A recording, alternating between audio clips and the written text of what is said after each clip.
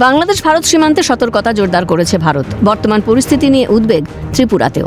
সীমান্ত এলাকায় সরেজমিনে নিরাপত্তা প্রস্তুতি পর্যালোচনায় ভারতীয় সেনাবাহিনী ও সীমান্তরক্ষী বাহিনী বিএসএফ এর শীর্ষ কর্মকর্তারা। প্রতিবেশী বাংলাদেশে চলমান উত্তেজনাপূর্ণ পরিস্থিতির প্রেক্ষাপটে ভারতের ত্রিপুরা রাজ্যের বাংলাদেশ সীমান্তে নিরাপত্তা ব্যবস্থা পর্যালোচনা করা হয়। শুক্রবার ভারতীয় সেনাবাহিনী, সীমান্তরক্ষী বাহিনী, বিএসএফ এর ঊর্ধ্বতন কর্মকর্তারা ত্রিপুরার দক্ষিণের বেলুনিয়া মুহুরীর চর সীমান্তবর্তী এলাকা সরেজমিনে নিরাপত্তা পরিস্থিতি খতিয়ে দেখেন। অন্যদিকে সীমান্ত নিরাপত্তা জোরদার করার পাশাপাশি সব পরিস্থিতি মোকাবিলায় ত্রিপুরা প্রস্তুত বলে জানিয়েছেন মুখ্যমন্ত্রী মানিক সাহা।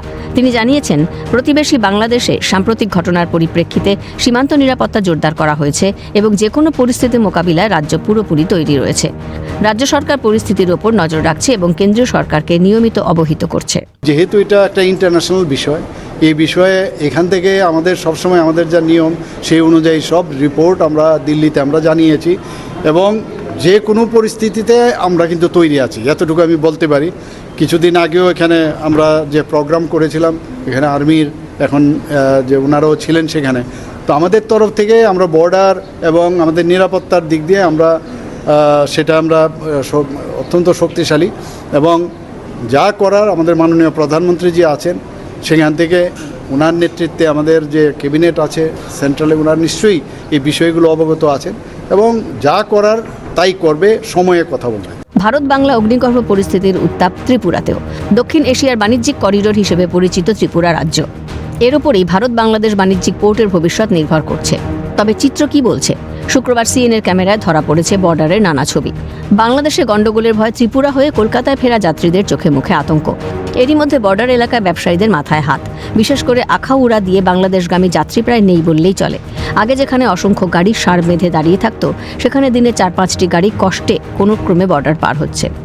অনেক সময় তাতেও থাকছে মাত্র একজন করে যাত্রী। আমি বর্তমানে দাঁড়িয়ে রয়েছি ত্রিপুরা আগরতলার আখাউড়া চেকপোস্টে, যেখান দিয়ে প্রত্যেক দিন শত শত বাংলাদেশের নাগরিক ত্রিপুরাতে প্রবেশ করে এবং ত্রিপুরা থেকে শত শত নাগরিক সেই বাংলাদেশের উদ্দেশ্যে যান। আমরা দু একজনের সাথে আজ কথা বলার চেষ্টা করেছিলাম। তাদের যে বক্তব্য, তারা জানিয়েছেন যে বাংলাদেশে গত দুদিন ধরে আংশিক কিছুটা শহরবর্তী এলাকায় গন্ডগোল হচ্ছে। এখন তো বাংলাদেশের ইলেকশন ব্যাপারে বহুত ঝামেলা হইতেছে, তো লোক সংখ্যা খুবই কম হইতেছে, মানে না বলতো না এলে এমন লোক আয়ে খুব কম, 4-5 জন।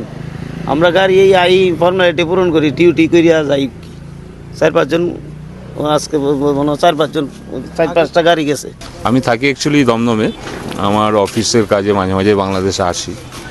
আমি 4 তারিখে ঢুকেছিলাম আর আজকে বেরাচ্ছি, আগরতলা দিয়ে বেরাচ্ছি। আমি অ্যাকচুয়ালি সিলেক্টে ছিলাম, আমার বেনাপোল দিয়ে কালকে বেরোনোর কথা ছিল, তো এই দিক দিয়ে বেরিয়ে এলাম যেহেতু আমি সিলেক্টেড ছিলাম, এখান দিয়ে কাছাকাছি হয়। একটু গণ্ডগোল চলছে বাংলাদেশে, ঢাকাতে শুনেছি, সেই জন্য বেরিয়ে চলে এলাম। ত্রিপুরার সঙ্গে বাংলাদেশের প্রায় 856 কিলোমিটার দীর্ঘ আন্তর্জাতিক সীমান্ত রয়েছে এবং এই সীমান্তের বড় অংশ এখনও কাঁটাতারবিহীন অবস্থায় রয়েছে, যা নিয়ে উদ্বেগ বাড়ছে। এদিকে সাধারণ মানুষের উপর হামলার আশঙ্কা রয়েছে, এমন ধারণা থেকেই অনেকেই অকারণে ঝুঁকি নিতে চাইছেন না, ফলে সীমান্ত পেরোনোর আগ্রহ দ্রুত কমে গেছে বলে মনে করা হচ্ছে।